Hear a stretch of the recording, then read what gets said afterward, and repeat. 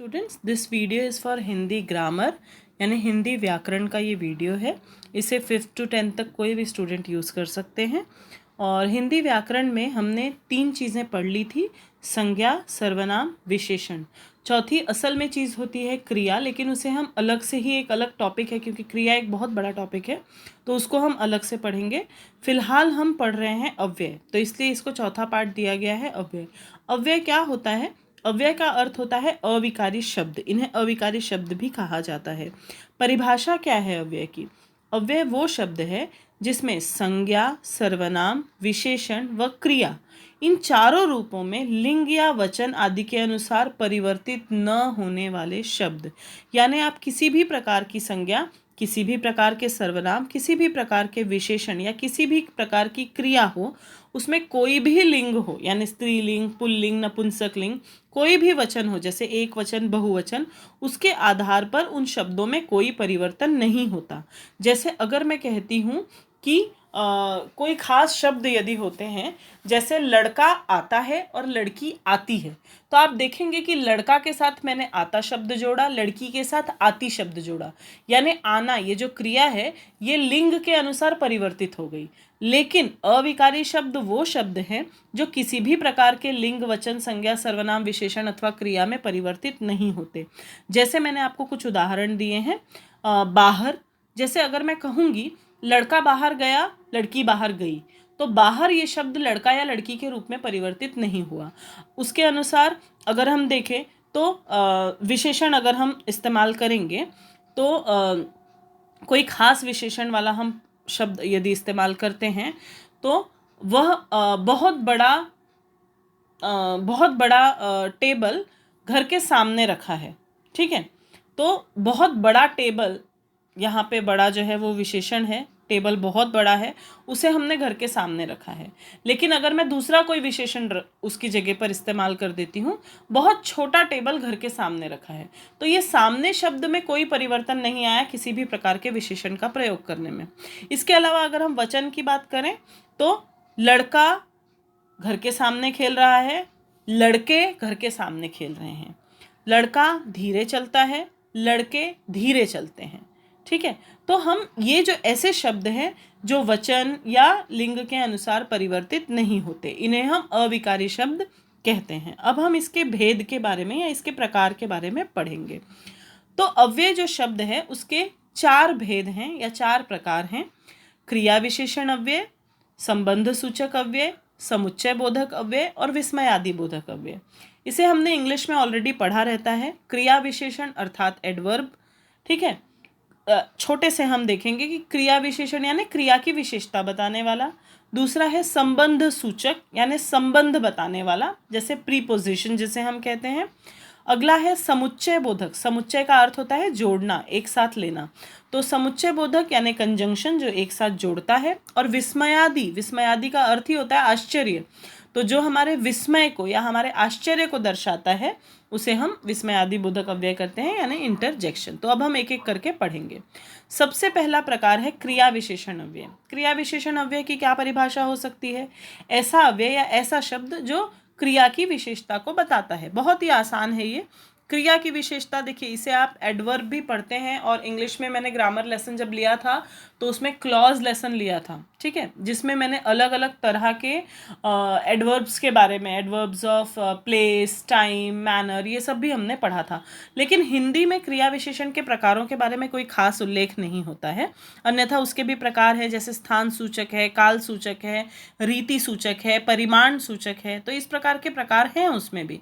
लेकिन हिंदी में हम केवल क्रिया विशेषण अव्यय, यही एक टॉपिक पढ़ते हैं। मतलब अगर आपको एग्जाम में सेंटेंस आएगा, वाक्य आएगा, उसको किसी शब्द को अंडरलाइन किया हुआ है, अधोरेखित है वो शब्द, और आपसे बताया गया है कि इसकी शब्द की जाति पहचानिए या भेद पहचानिए, तो हम सीधे लिख सकते हैं कि ये क्रिया विशेषण अव्यय है, ठीक है। उसमें हमें ये नहीं बताना पड़ेगा कि ये किस प्रकार का क्रिया विशेषण अव्यय है।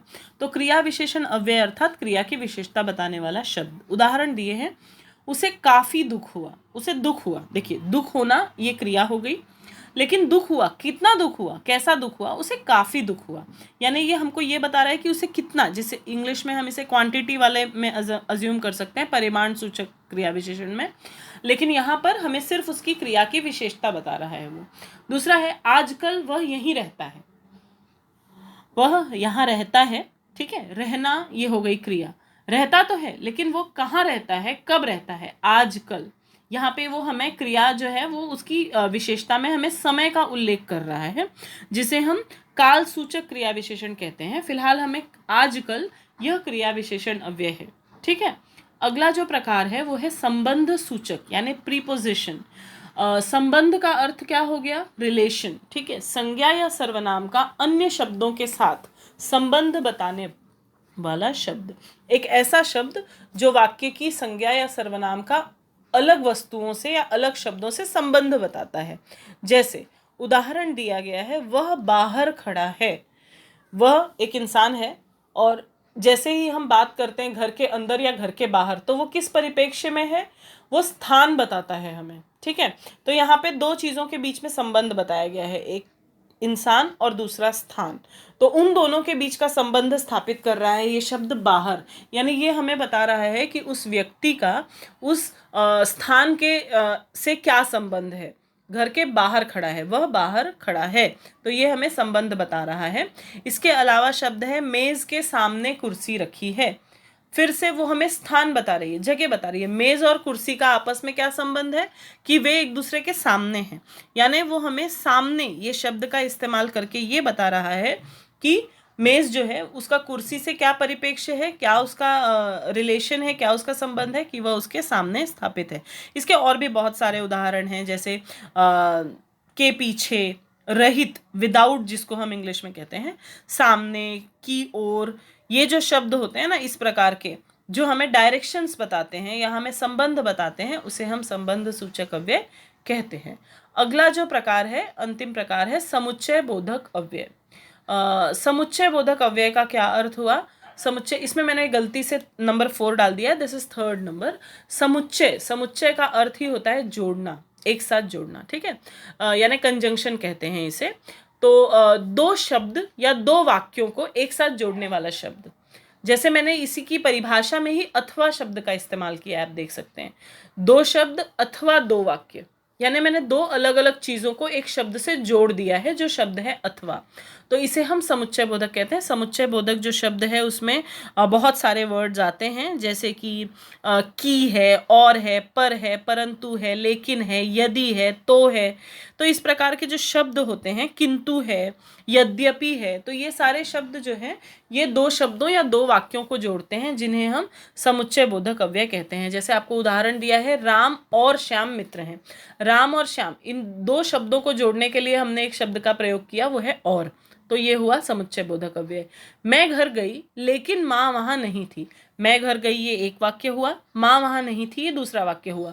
इन दोनों वाक्यों को मैंने एक शब्द से जोड़ दिया, जिस शब्द का क्या नाम है, लेकिन, ठीक है। लेकिन ये एक ऐसा शब्द है जिससे मैंने दो वाक्यों को जोड़ा, तो ये प्रकार हुआ समुच्चय बोधक अव्यय का। आखिरी जो प्रकार है वो है विस्मयादि बोधक अव्यय। विस्मय, जैसा कि मैंने आपको बताया, विस्मय शब्द का अर्थ ही होता है आश्चर्य। तो आश्चर्य कैसा होता है, हमारे मन के भाव होते हैं। ये मन के भाव यदि हम प्रकट कर रहे हैं, दर्शा रहे हैं कुछ खास शब्दों से, वहाँ हमारे मन के भाव हर्ष है यानी खुशी, शोक यानी दुख, घृणा यानी नफरत, तो कुछ हमारे खास जो मन के भाव होते हैं उसे जब हम दर्शाते हैं तो उसे हम, उन दर्शाने वाले शब्दों को हम विस्मयादि बोधक अव्यय कहते हैं, ठीक है। यहाँ पे उदाहरण है, अरे वहाँ बड़ा ही अंधेरा है। वहाँ बड़ा ही अंधेरा है, ये एक नॉर्मल सेंटेंस है, लेकिन अरे लगाते ही वो अंधेरा और ज़्यादा गहरा महसूस होने लगता है। अरे वहाँ बड़ा ही अंधेरा है, मतलब अरे लगाते ही हमें आश्चर्य या विस्मय का बोध हो रहा है। हे भगवान यह क्या हो गया, तो हे भगवान, ये जो शब्द है अरे और हे भगवान, यहाँ पे इस प्रकार के शब्दों का इस्तेमाल किया गया है हमारे विस्मय या हमारे मन के भाव को प्रकट करने के लिए। तो इसी प्रकार विस्मयादि बोधक अव्यय में और भी बहुत सारे शब्द आ सकते हैं, जैसे कि वाह, हे राम, छी, इस प्रकार के शब्दों का हम प्रयोग कर सकते हैं, जिससे हमें आश्चर्य का बोध होता है, ठीक है। तो इस प्रकार हमने ये जो पाठ पढ़ा अविकारी शब्द या अव्यय वाला। इसमें हमने 4 प्रकार देखे अव्यय के। कौन कौन से आपके 4 प्रकार थे अव्यय के? अव्यय का सबसे पहला प्रकार था क्रिया विशेषण अव्यय। क्रिया विशेषण अव्यय में हमने क्रिया की विशेषता बताई। दूसरा जो प्रकार था वो था संबंध सूचक अव्यय, यानी हमें पोजीशन बताई, हमें स्थान का संबंध बताया गया किसी निश्चित वस्तु से, ठीक है। तीसरा जो प्रकार था वो था समुच्चय बोधक, यानी 2 शब्दों या 2 वाक्यों को जोड़ने वाला शब्द, ठीक है। और अंतिम जो प्रकार था वो था विस्मयादि बोधक अव्यय, जो हमारे मन के भावों को दर्शाने वाले शब्द हैं। तो इस प्रकार ये जो पार्ट था विस्मय अविकारी शब्दों का यानी अव्यय का, वो समाप्त होता है। Thank you.